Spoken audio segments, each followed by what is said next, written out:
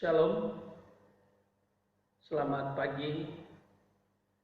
Kita bersyukur kepada Tuhan pagi hari ini kalau kita masih ada. Sebagaimana kita ada, kita masih bisa bersama-sama, kita masih bersukacita di dalam Tuhan. Kita masih tiba di dalam perayaan Pentakosta atau pencurahan Roh Kudus. Itu semua karena anugerah Tuhan dan janji Tuhan dalam kehidupan kita. Hari ini saya bersyukur bahwa Tuhan selalu menyertai kita, Tuhan melindungi kita dalam setiap kegiatan ibadah kita di rumah kita masing-masing. Hari ini saya berbicara tentang ciri-ciri orang yang sudah dipenuhi oleh Roh Kudus. Saya pikir dalam beberapa hari ini, 10 hari doa pencurahan Roh Kudus, kita udah banyak diisi tentang Roh Kudus, banyak diberikan walaupun lewat video, lewat rekaman, akan diisi di memori kita tentang Roh Kudus, siapa itu pribadi Roh Kudus, dan apa fungsinya Roh Kudus di dalam setiap kehidupan kita, dan apa yang menjadi bagian kita ketika kita hidup di dalam urapan Roh Kudus, ketika kita hidup di dalam pencurahan Roh Kudus, dan seperti apa kita.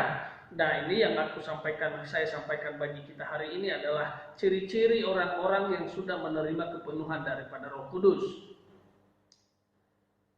Pada hari Pentakosta atau hari yang ke-50 itu, pencurahan Roh Kudus dalam Kisah Para Rasul 2 adalah momen penting bagi setiap orang percaya kepada Yesus, di mana mereka merasakan lawatan Tuhan. Kuasa Tuhan dalam pertemuan ibadah mereka, di mana mereka semua yang sedang berkumpul di Yerusalem berdoa menantikan janji Tuhan. Disitulah mereka mengalami kepenuhan Roh Kudus.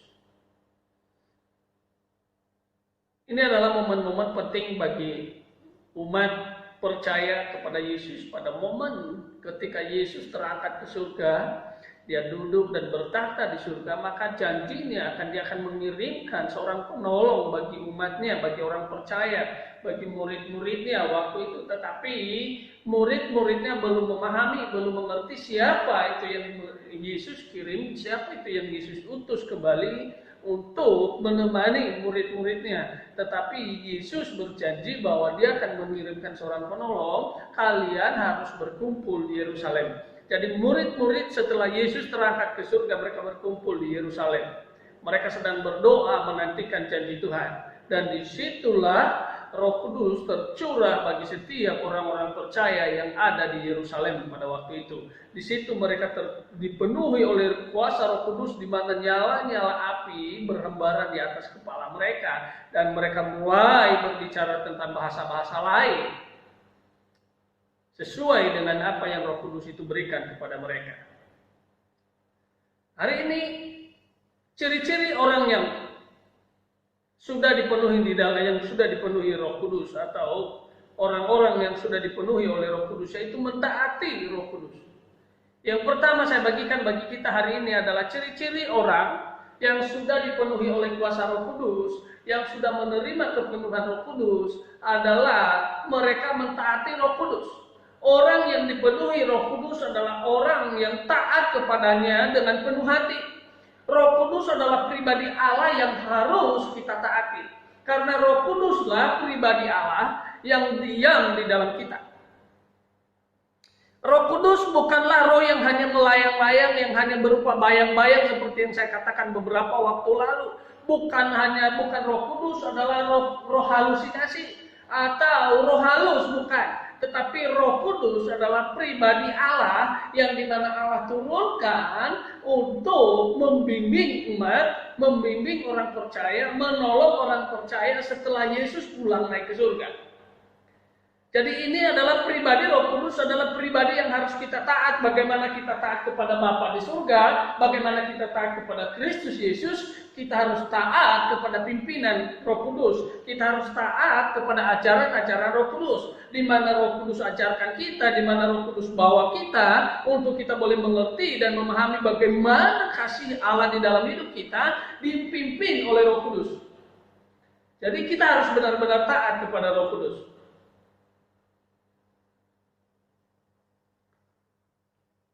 Lewat Roh Kudus kita menjadi ciptaan yang baru dan kita hidup oleh Roh Kudus. sudah dipenuhi oleh Roh Kudus, mereka hidup dengan taat, dan hidup mereka adalah ciptaan yang baru, di mana diciptakan oleh Roh Kudus. Dan mereka hidup bukan lagi karena mereka sendiri, tetapi karena Roh Kudus yang ada di dalam mereka, Roh Kudus yang diam di dalam mereka.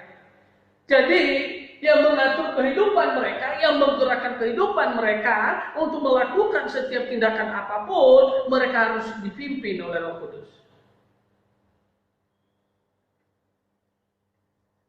Poin yang kedua yang saya bagikan bagi kita hari ini, ada beberapa hal yang saya sampaikan untuk kita, ciri-ciri orang yang sudah dipenuhi oleh Roh Kudus. Yang kedua adalah hidup kudus.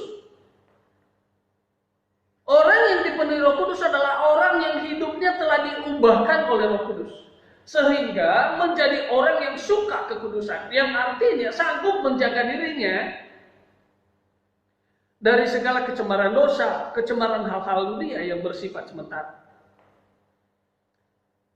Yang kedua adalah orang-orang yang sudah dipenuhi Roh Kudus adalah orang yang mencintai kekudusan. Orang yang sanggup melindungi dirinya, orang yang sanggup menjaga dirinya dari segala kecemaran dunia, segala kecemaran dosa yang memang hanya bersifat sementara, keinginan daging, kesombongan, keangkuhan, keegoisan, dan itu orang-orang yang mencintai kekudusan adalah Roh Kudus ada di dalam dia.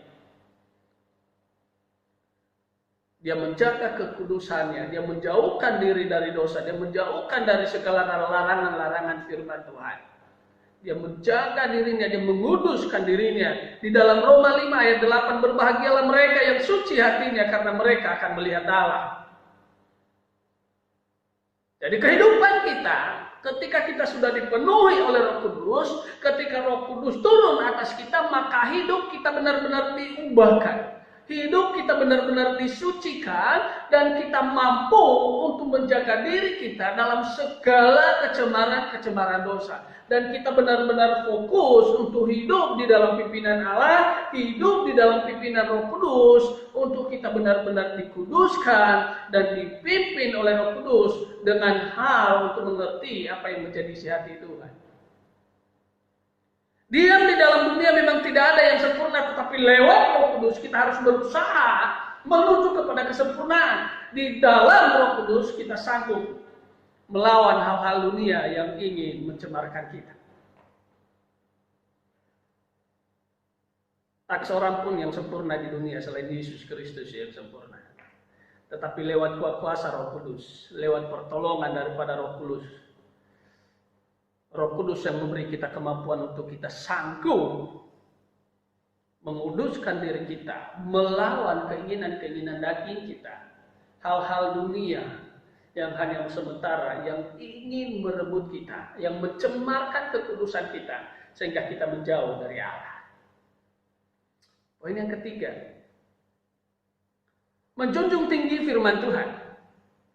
Orang yang sudah dipenuhi Roh Kudus yang ketiga adalah orang yang menjunjung tinggi firman Tuhan. Orang yang dipenuhi Roh Kudus adalah orang-orang yang menjunjung tinggi Alkitab. Di tengah-tengah banyaknya pemahaman yang berbeda-beda, dia tetap sanggup menghormati firman dan menjadikan firman itu pedoman dalam hidup, perkataan dan tingkah laku mencerminkan kuasa firman Tuhan. Orang-orang yang dipenuhi Roh Kudus adalah orang-orang yang tunduk akan firman Tuhan, cinta firman Tuhan, dan melakukan firman Tuhan, menghidupi firman Tuhan. Ciri orang yang sudah dipenuhi oleh Roh Kudus adalah menjunjung tinggi firman Tuhan, yang artinya dia sangat menghormati firman Tuhan, yang artinya dia sanggup mengagungkan firman Tuhan, mengagungkan firman Tuhan, dan dia menjadikan firman Tuhan itu sebagai pegangan hidupnya, walaupun dalam situasi pemahaman-pemahaman yang berbeda-beda, tetapi dia tetap berdiri teguh bahwa firman Tuhan adalah kebenaran. Dia tetap berdiri teguh bahwa firman Tuhan adalah suara Allah yang berbicara kepada umat-umat orang percaya, dan itu adalah benar adanya.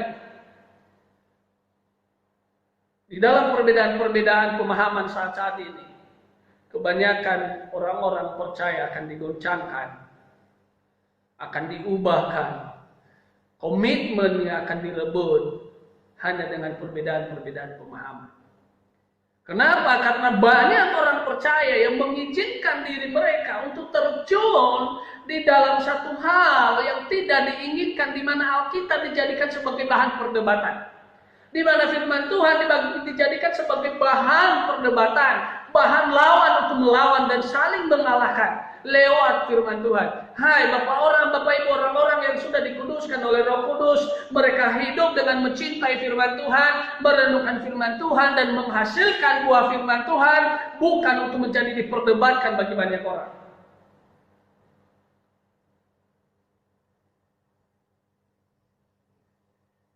Kita tetap menghormati firman Tuhan, mencintai Alkitab, merenungkan firman Tuhan itu siang dan malam. Karena itu adalah cinta Tuhan bagi hidup kita. Suara Tuhan sedang berbicara bagi kita lewat Alkitab, lewat firman Tuhan. Jadi bukan untuk kita perdebatkan Alkitab. Jadi hari ini lewat momen pencurahan, mari kita memeriksa diri kita masing-masing. Apakah kita memiliki ciri-ciri yang sama yang Tuhan ingatkan kita hari ini? Yang pertama adalah kita harus taat dengan firman Tuhan. Kita harus taat dengan Roh Kudus, karena Roh Kudus adalah pribadi Allah. Yang kedua, kita harus hidup kudus. Apakah kita harus sudah hidup kudus? Ketika kita sudah dipenuhi oleh Roh Kudus saat ini, kita sadar betul bahwa Roh Kudus sudah memenuhi kita. Roh Kudus sudah tercurah atas kita ketika kita menerima Yesus sebagai Tuhan dan Juru Selamat. Kita dipimpin oleh Roh Kudus, kita diubahkan oleh Roh Kudus, kita ditemani oleh Roh Kudus. Dan apakah kita sudah menjaga kekudusan kita? Apakah kita sudah taat dengan apa yang diperintahkan oleh Roh Kudus? Apakah kita sudah menjunjung tinggi yang namanya firman Tuhan tentang kebenaran Allah? Kita akan sampaikan kebenaran Allah. Kita akan mencintai yang namanya firman Allah. Dan poin yang keempat, Bapak Ibu, berani menjalankan kehendak Allah. Orang yang sudah diurapi oleh Roh Kudus adalah orang yang berani bertindak, tidak takut memberitakan firman. Orang yang dipenuhi Roh Kudus adalah orang-orang yang siap melakukan perintah Tuhan, bersaksi tentang kebaikan Tuhan. Yang tadinya penakut, yang tadinya pemalu minder, lewat urapan Roh Kudus menjadi berani untuk berkata-kata, untuk bersaksi tentang kematian Kristus dan kebangkitannya. Dan hari yang ke-50 dia akan ada di surga dan dia akan turunkan Roh Kudus sebagai pengganti pribadinya untuk menolong setiap umat yang percaya akan dia.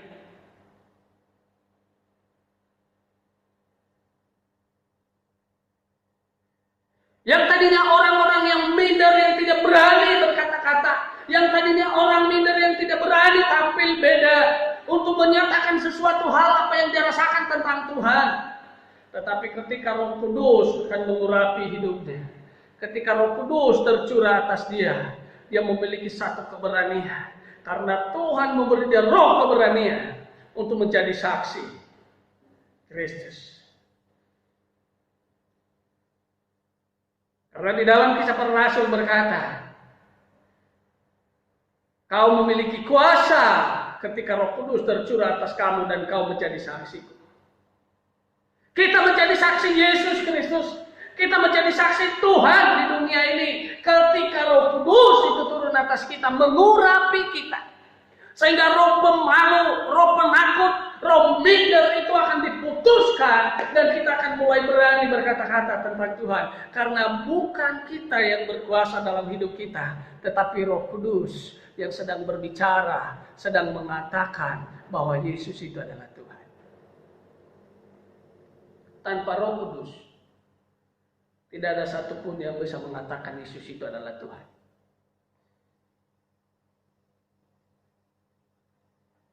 Roh Kudus yang menggerakkan kita. Roh Kudus yang memimpin hidup kita. Yang menjamah hidup kita. Yang menjamah hidup setiap orang untuk percaya bahwa Yesus itu adalah Tuhan. Jadi ketika kita berani bersaksi, ketika kita berani berkata-kata tentang kebenaran Tuhan, menjadi saksi Tuhan Yesus Kristus di dunia, kita harus menyampaikan kepada banyak orang, tetapi bukan harus memaksa mereka untuk menerima Yesus sebagai Tuhan dan Juru Selamat. Tetapi biarkanlah Roh Kudus menjamah mereka. Karena Roh Kudus Kudus yang bekerja dalam hidup mereka, bukannya kita. Dan itu akan mengubahkan hidup mereka.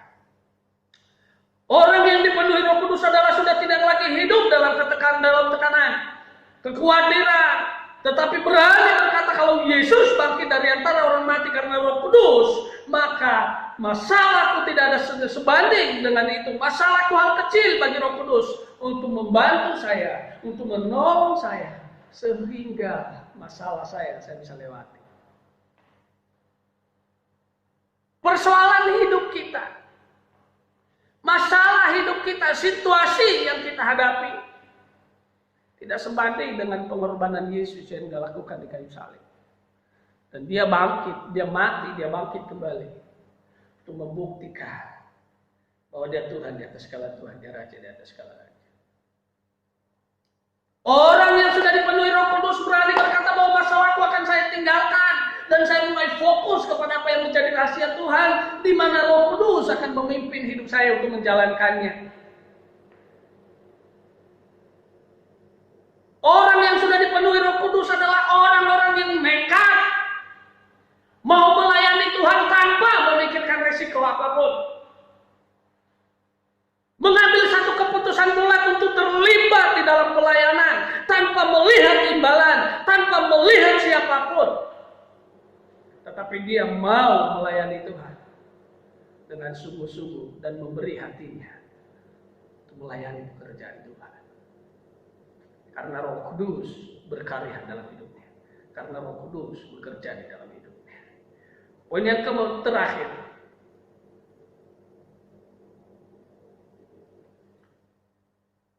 orang yang sudah dipenuhi Roh Kudus, poin yang terakhir adalah menghasilkan buah Roh Kudus. Orang-orang yang dipenuhi Roh Kudus adalah orang yang menghasilkan buah roh. Buah roh adalah bukti atau fakta yang tidak bisa dipalsukan atau tidak bisa dibohongi. Di dalam Galatia 5 ayat 22 sampai dengan 24. Tetapi buah roh ialah kasih karunia, sukacita, damai sejahtera, kesabaran, kemurahan, kebaikan, kesetiaan, kelemah lembutan, penguasaan diri. Tak ada hukum yang menentang hal itu. Barang siapa yang menjadi milik Kristus, ia telah menyalibkan daging dan segala hawa nafsu dan keinginan.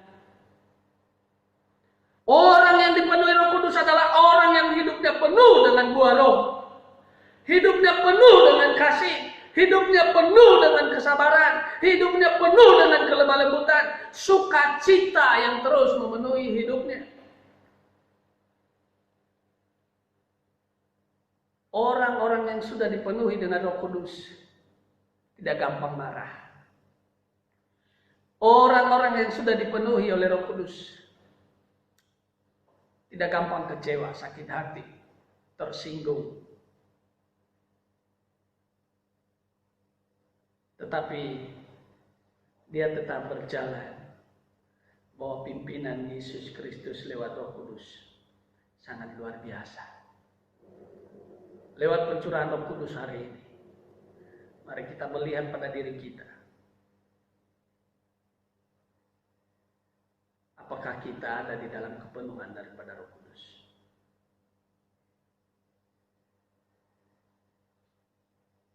Roh Kudus tercurah atas kita, memampukan hidup kita untuk berjalan dalam kebenaran. Roh Kudus tercurah atas kita untuk memampukan kita untuk melayani Tuhan dengan karunia-karunia yang berbeda-beda.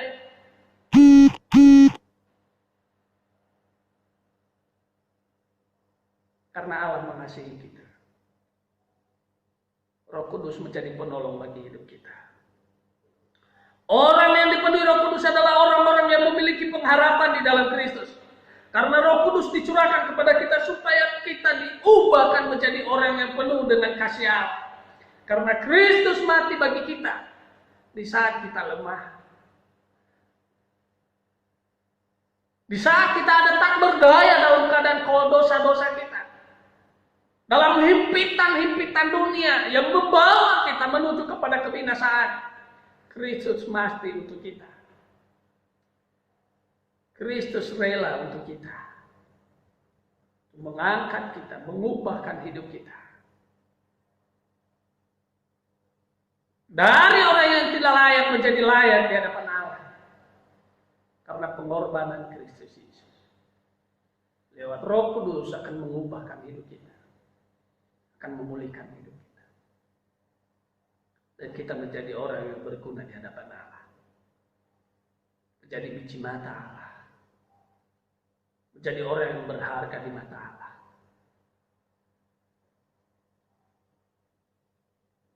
Hari ini buka hatimu. Minta urapan kepenuhan daripada Roh Kudus. Supaya engkau dipenuhi oleh Roh Kudus.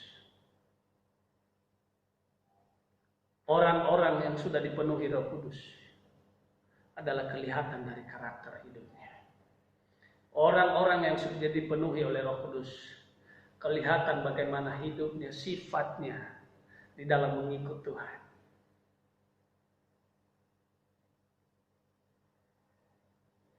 Tentang Tuhan. Dan ini kita harus mengalami dalam hidup kita.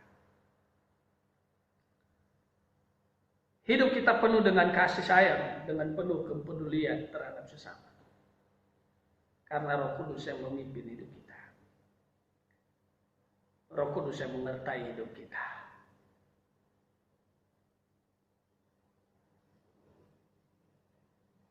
Mari Bapak Ibu yang terkasih dalam nama Tuhan Yesus Kristus. Mulai hari ini, dalam lewat pencurahan Roh Kudus ini, kau bersujud di hadapan Tuhan. Kau berdoa sungguh-sungguh. Kau minta kepenuhan daripada Roh Kudus. Minta karunia demi karunia daripada Roh Kudus. Sehingga hidupmu diubahkan. Hidupmu dipakai untuk kemuliaan Allah. Hidupmu boleh menjadi berkat bagi banyak orang. Dan kau merasakan kasih karunia yang besar. Bagaimana Roh Kudus hidup di dalam kamu. Untuk menuntun hidupmu. Untuk memimpin hidupmu. Menuju kepada rahasia-rahasia Tuhan. Mari kita tundukkan kepala kita bersama-sama. Bapa di surga, di dalam nama Tuhan Yesus Kristus. Hamba percaya bahwa lewat momen pencurahan Roh Kudus hari ini. Hari Pentakosta yang ke-50. Kami percaya bahwa kuasa-Mu Tuhan turun atas kami. Mengurapi kami. Pencurahan Roh Kudus tercurah atas kami untuk kami boleh diubahkan, untuk kami boleh dipulihkan, untuk kami boleh merasakan hadirat Tuhan, untuk kami boleh melihat kemuliaan Allah terjadi di dalam kehidupan kami. Di dalam nama Tuhan Yesus kami serahkan ke dalam tangan-Mu. Jemaat-jemaat Tuhan, pulihkan, ubahkan mereka dengan kuat kuasa Roh Kudus-Mu untuk mereka melihat apa yang menjadi kuasa-Mu, apa yang menjadi rahasia ilahi yang sudah Kau tentukan bagi hidup kami. Terima kasih Bapa, inilah hidup kami. Kami serahkan ke dalam tangan-Mu. Biarlah damai Allah, damai sejahtera daripada Allah Bapa, cinta kasih daripada Yesus Kristus, persekutuan yang manis, penghiburan daripada Roh Kudus akan menyertai kami dari sekarang sampai dengan selama-lamanya. Sampai Tuhan datang yang kedua kali untuk menjemput kami di awan-awan. Di dalam nama Yesus. Haleluya.